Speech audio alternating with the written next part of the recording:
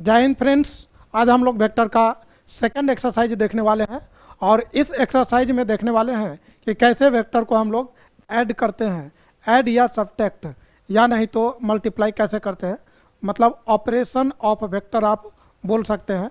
Standard 12th का topic है, board point of view से काफ़ी इम्पोर्टेंट है और कंपटीशन में भी जितने भी स्टेट लेवल के एग्जामिनेशन होगा या नहीं तो जेई मेन एडवांस की बात करें तो उसमें भी। तो अभी एनसीईआरटी का टॉपिक हम लोग डिस्कस कर रहे हैं, तो इसके पॉइंट ऑफ व्यू से ये मॉड्यूल बना हुआ है। तो आइए इसमें हम देखते हैं टॉपिक जो कि वेक्टर तो आप ऑलरेडी जानते हैं, लेकिन हमको अभी पढ़ना है vector algebra. Vector algebra means vector में कौन कौन से ऑपरेशन है और क्या ऑपरेशन हम लोग परफॉर्म करते हैं, कैसे परफॉर्म करेंगे, क्या उसके लिए नियम कानून होना चाहिए, उसी टॉपिक को अभी हम लोग डिस्कस करने वाले हैं। तो ये वेक्टर अलजेब्रा के अंदर यदि बात किया जाए तो ये हमारा टॉपिक है।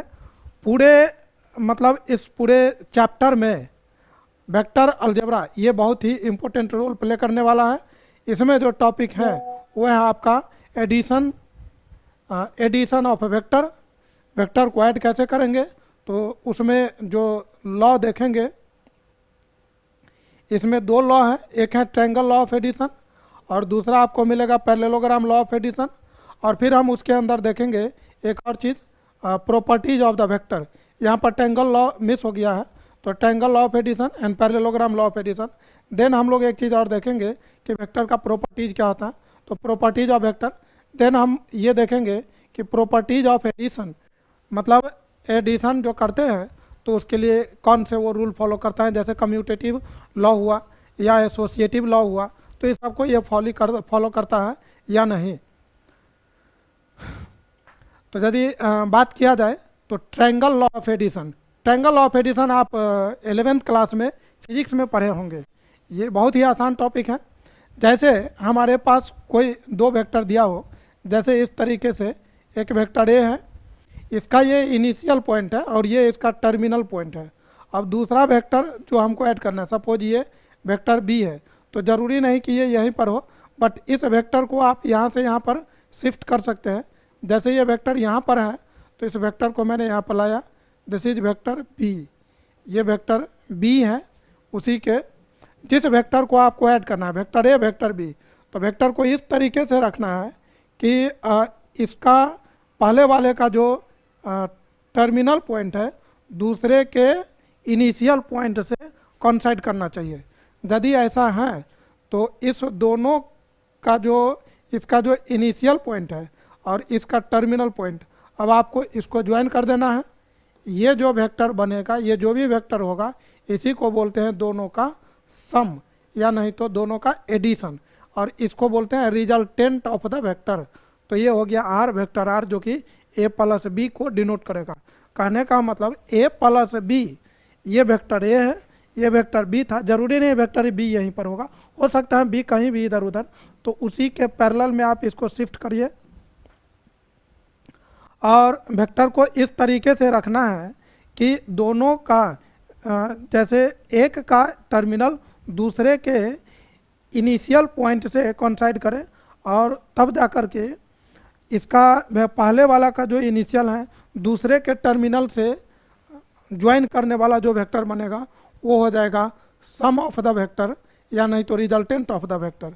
और इस दोनों का जो मैग्नीट्यूड आएगा ए प्लस बी का जो भी मैग्नीट्यूड होगा, तो ये जो आप ज्वाइन कर रहे हैं तीसरा vector, this is called as resultant. तो ये मान लेते हैं हम O, this is A and this is B.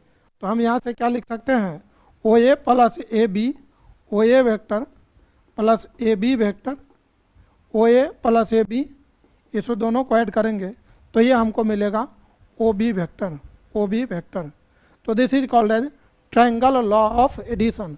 हम ऐसे भी बोल सकते हैं कि यदि किसी भी ट्रायंगल में, ये कोई एक ट्रायंगल है, किसी भी ट्रायंगल का दो साइड दो अलग अलग वेक्टर को रिप्रेजेंट करता हो, तो जो थर्ड साइड होगा टेकन इन अपोजिट डायरेक्शन, मतलब उसी ऑर्डर में नहीं, अपोजिट ऑर्डर में। जैसे यहाँ से ये ए बी इसी ऑर्डर में जाते तो ऐसे जाते, लेकिन ऑर्डर मैंने चेंज कर दिया, तो ए से ए बी अब इस दोनों का ट्रायंगल के किसी भी ट्रायंगल का दो साइड दो वेक्टर को रिप्रेजेंट कर रहा है, तो ये जो थर्ड साइड है वो इसका सम होगा a प्लस बी, तो ये ट्रायंगल ऑफ एडिशन हुआ।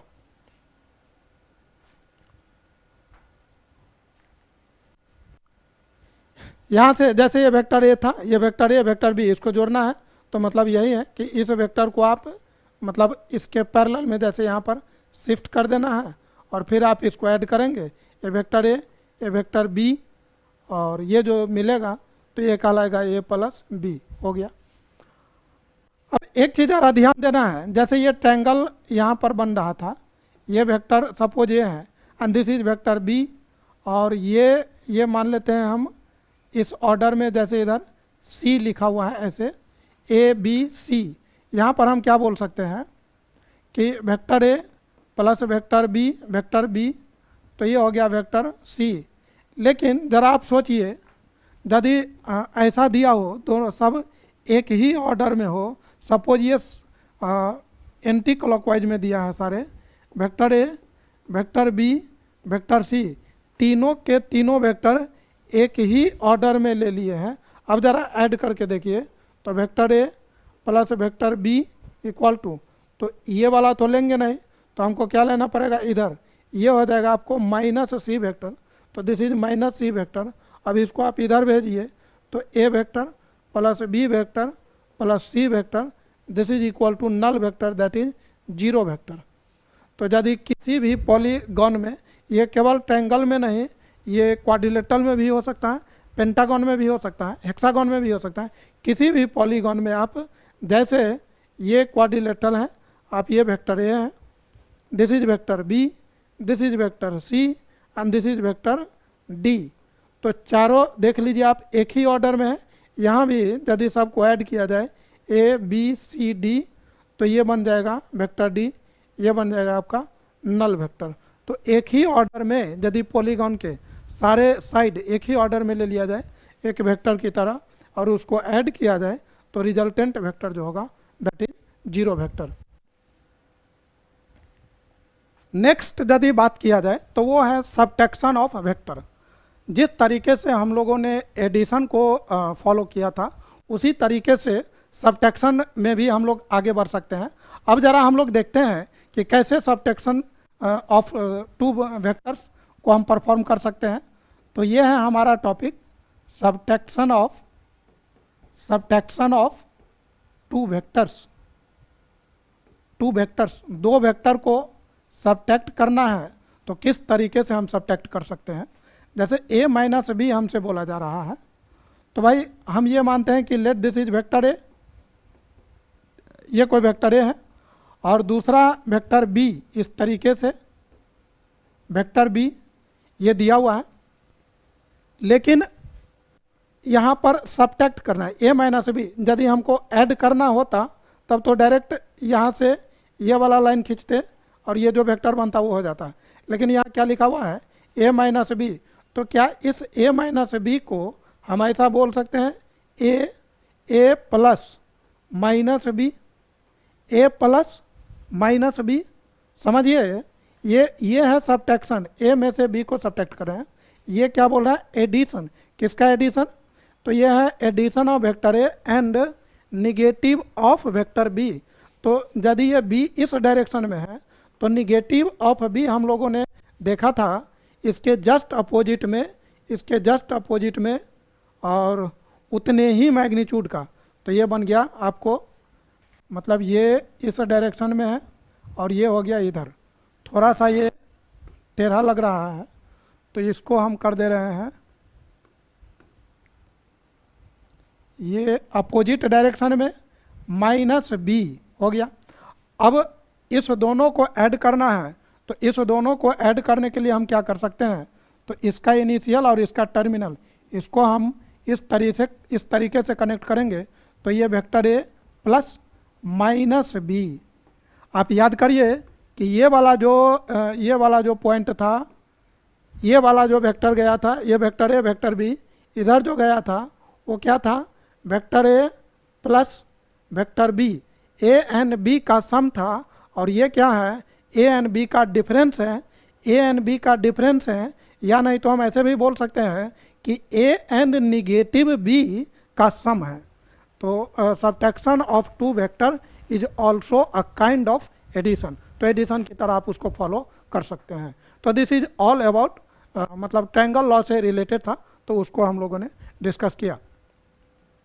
नेक्स्ट जो बात आती है वो है parallelogram law of addition.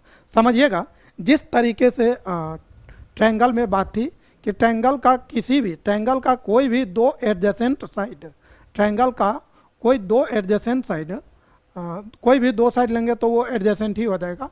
Triangle का यदि दो साइड दो अलग अलग वेक्टर को रिप्रेजेंट करता हो तो उसका जो थर्ड साइड होगा वो तीसरे वेक्टर के रिजल्टेंट, उसका जो थर्ड वेक्टर होगा वो दोनों वेक्टर का सम को रिप्रेजेंट करेगा।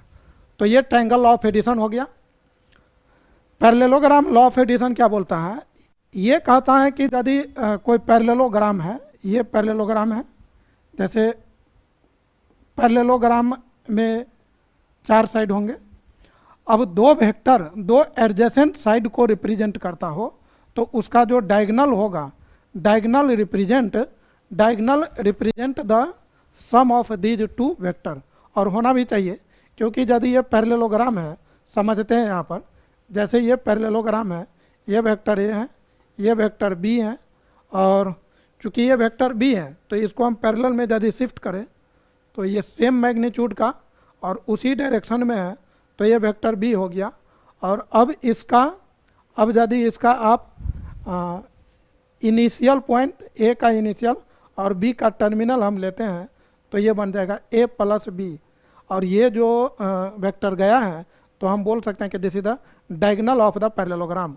तो पैरेललोग्राम में क्या है, पैरेललोग्राम में कोई भी दो adjacent side of parallelogram, if it represent two different vector, then diagonal of parallelogram represent the addition of these two vector. तो ये था मतलब पैरेललोग्राम लॉ से रिलेटेड बात।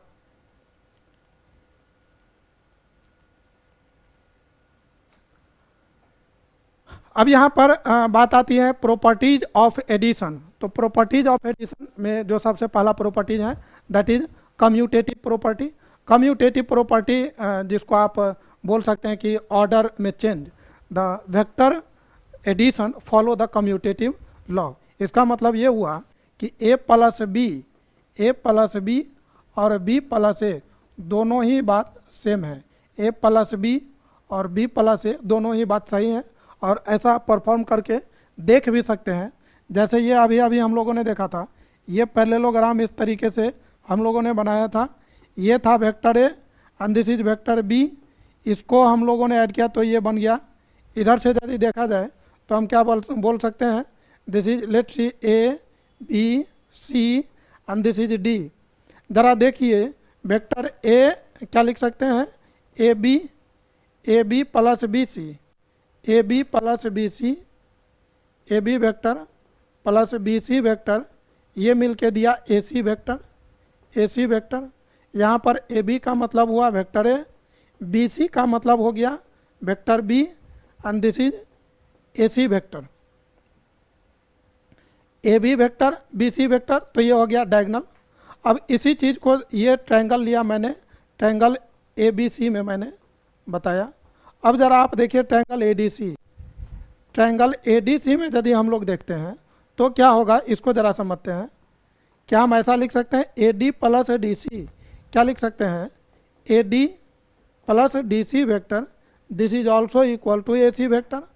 अब ये चूँकि वेक्टर ए है तो इसी के पैरेलल में ये है, और चूँकि ये पैरेललोग्राम है तो पैरेलल भी होगा, पैरेलल और मतलब मैग्नीट्यूड भी सेम होगा, लेंथ भी सेम होगा, तो ये वेक्टर ए, और ये यदि वेक्टर बी है तो ये भी वेक्टर बी होगा।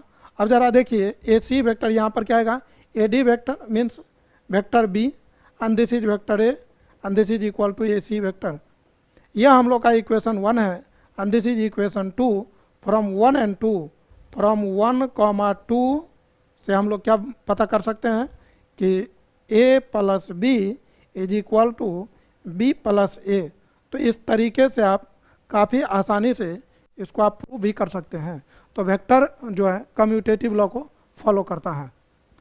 तो यही फिगर यहाँ पर बना हुआ है। यदि आप इस फिगर को देखेंगे तो ये फिगर यही कह रहा है कि यहाँ पर ये वेक्टर ए वेक्टर बी, इसको मैंने ऐड किया इधर से, तो ये ए प्लस बी, और यदि हम इस वाले ट्रायंगल में देखेंगे तो vector B and this is vector A, और ये जो आएगा बी प्लस ए। तो चूंकि एक ही दोनों तो एक ही वेक्टर को रिप्रेजेंट कर रहा है, इसी वेक्टर को आप बी प्लस ए भी बोल सकते हैं, और या नहीं तो ए प्लस बी भी बोल सकते हैं, तो दोनों सेम होगा। यहाँ पर यदि आप ध्यान देंगे तो यहाँ पर क्या लिखा हुआ है, since the opposite side of parallelogram are equal and parallel, so we have A D and B C equal to vector B. मतलब ये जो ए डी गया था, A D vector A D और ये बी सी मतलब same direction में है और सेम लेंथ का है ए डी, तो ए डी और बी सी वेक्टर इक्वल होगा और दोनों का मैग्नीट्यूड बी होगा। उसी तरह से सिमिलरली ए बी और डी सी सेम डायरेक्शन में है तो पैरेलल हुआ और सेम मैग्नीट्यूड है। याद है आपको, इक्वल वेक्टर होने के लिए both magnitude and direction same होना चाहिए था, तो यहाँ दोनों सेम है, तो हम बोल सकते हैं A B vector is equal to D C vector, और दोनों को ए हम बोल सकते हैं। So this is next property है, इसको हम लोग बोलते हैं एसोसिएटिव प्रॉपर्टी। जिस तरीके से हम लोगों ने उसको प्रूफ किया था उसी तरह से इसको भी हम लोग प्रूफ कर सकते हैं, तो ये आप खुद से भी कर सकते हैं। तो properties of addition, associative property में क्या है कि यदि आपके पास तीन वेक्टर दिया हो ए बी सी, तो आप क्या करिए, ए और बी को पहले ऐड कर लीजिए एंड देन वेक्टर सी, या नहीं तो ऐसा भी हम कर सकते हैं कि बी और सी को पहले ऐड कर सकते हैं, बी और सी को पहले ऐड कर लेंगे एंड देन ए को ऐड कर लें, तो मतलब दोनों ही तरीके से ये बात सही है। इससे पहले जो हम लोग लॉ पढ़ते थे, एसोसिएटिव लॉ या कम्यूटेटिव या और भी बहुत सारे हैं, डिस्ट्रीब्यूटिव लॉ, तो ये सब हम लोग नंबर के लिए पढ़े थे। जैसे आप देखे होंगे 2 और 3, इसमें हम अप्लाई करें एडिशन के लिए तो 2 + 3 इज इक्वल टू 3 + 2। मल्टीप्लिकेशन का भी आता है commutative, multiplication of 2 number also follow the commutative law, addition of 2 number also follow commutative law. उसी तरह से एसोसिएटिव लॉ में भी आता था, 2 हमारे पास 2 हैं 4 हैं, सपोज 5 है, इसको ऐड करना तो हो सकता है 2 + 4 देन 5 करें, और या नहीं तो हम ऐसा भी कर सकते हैं कि 2 + 4 + 5 पहले कर ले देन 2 करें, बात बराबर ही आएगी। तो वेक्टर में भी वही बात, यहाँ नंबर था, यहाँ स्केलर था, कांस्टेंट था, और यहाँ जो है वेक्टर की बात हो रही, तो वेक्टर में भी ये बातें लागू हैं। नल वेक्टर, ये हमारे पास वेक्टर है और उसमें नल वेक्टर यदि हम ऐड कर दें तो वो मतलब वही वेक्टर रहेगा, क्योंकि नल वेक्टर का कोई मैग्नीट्यूड नहीं होता है, तो उसको ऐड करने से उसके मैग्नीट्यूड में कोई फर्क पड़ता नहीं है। तो null vector when added to any vector then it gives that vector only. Null vector बोलिए या जीरो वेक्टर आप बोल सकते हैं। तो ये लेक्चर यहाँ पर कंप्लीट हो रहा है, मतलब ऑपरेशन जो करना था एडिशन का, तो एडिशन और सब्ट्रैक्शन, एडिशन एंड सब्ट्रैक्शन हम लोगों ने देखा। इसके बाद इसमें है multiplication of the vector with the number, मतलब किसी कांस्टेंट से, स्केलर से आप बोल सकते हैं, और फिर 2 वेक्टर का मल्टीप्लिकेशन। तो ये नए लेक्चर में, नेक्स्ट लेक्चर में हम लोग देखेंगे। इस लेक्चर को हम लोग यहीं पर ड्रॉप करते हैं और नए लेक्चर में मिलेंगे नए कॉन्सेप्ट के साथ। तब तक के लिए आप सभी को जय हिंद।